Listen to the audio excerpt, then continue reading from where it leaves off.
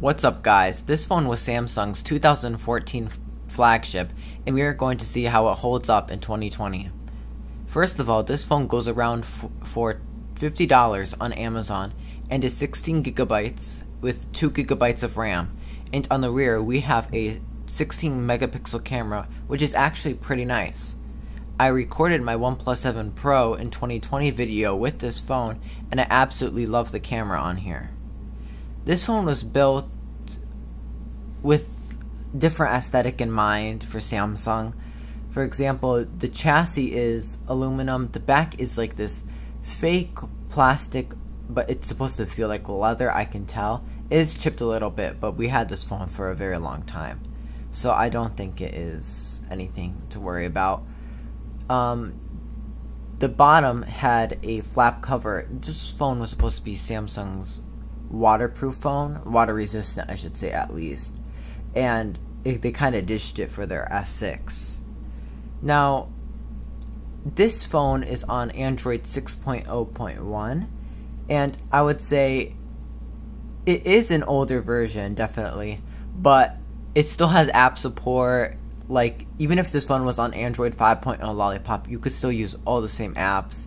Very good app support on Samsung devices or any Android device, but they may not be updated to get the new features and security patches. So you're going to be taking a gamble when you get older devices because they don't have the same security patch, but I want to say you should worry about it too much. Another thing about these is that you can root the Samsung Galaxy S5 and put it on Android 10 to get the latest security patch, but sadly this is a Verizon phone and they lock their phone, so I cannot root it. I even tried and it still did not work. If you use social media and casually browse the web, this phone is perfect for you.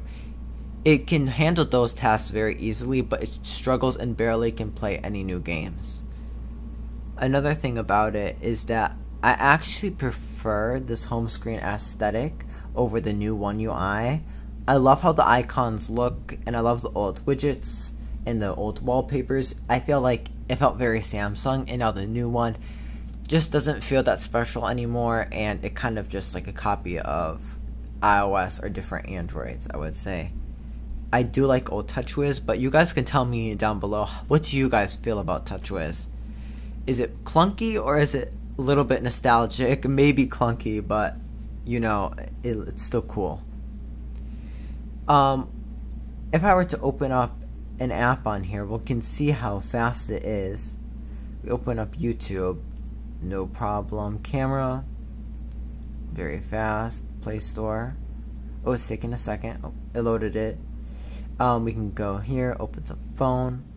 Like, it's like the new ones. Like, there is not lagging at all. It may take like 2 seconds, but yeah, it's still good. If it had Wi-Fi, I think it would actually run on better, but I turned it off for the sake of this video, so I won't be interrupted during it. This was the first Galaxy device to feature a fingerprint sensor, and it sucks terribly and barely works most of the time. I'm glad they improved it with the S6. So the fingerprint sensor is pretty small. You have to swipe down on the home button for it to work, and it never registered. Like, if you got it to work, then good for you, but it's much easier just to type in your passcode at the end of the day. And also on the back, it had a heart rate monitor, and like you could detect your stress levels.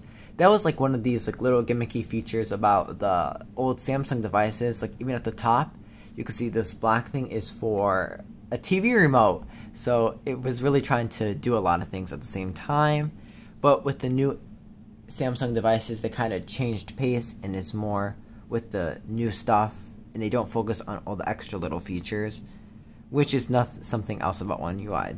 This focuses more on like the cool stuff and the side stuff, which I don't mind actually. It's a little gimmicky, but I still like it. When it comes to watching videos, I like that there is no notch on here. I mean, it does have a little big bezels, but they don't bother you whatsoever, and it's quite nice not having to have a cutout on your display when you're watching things. This has a 5.1 inch 16:9 display, so it's quite wide actually. It's just like shorter than your average phone you see nowadays, but is still the same with the wideness. Another thing about the phone is that it is light. Like, comparing to new phones, I feel like it is half the weight. It is super light and easy to use, especially when you can touch the four corners of the display, no problem. I mean, it's not bad.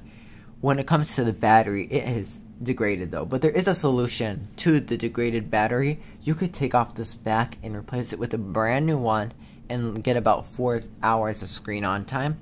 But there's a different solution. If you go on Amazon, you can get a 7800 milliamp cell, which fits to the back of your phone, and they give you a new backing. It makes your phone a bit thicker, but your phone will last 14 hours screen on time, which is very nice. So this phone still holds up pretty well in 2020, actually, if you're like the average user.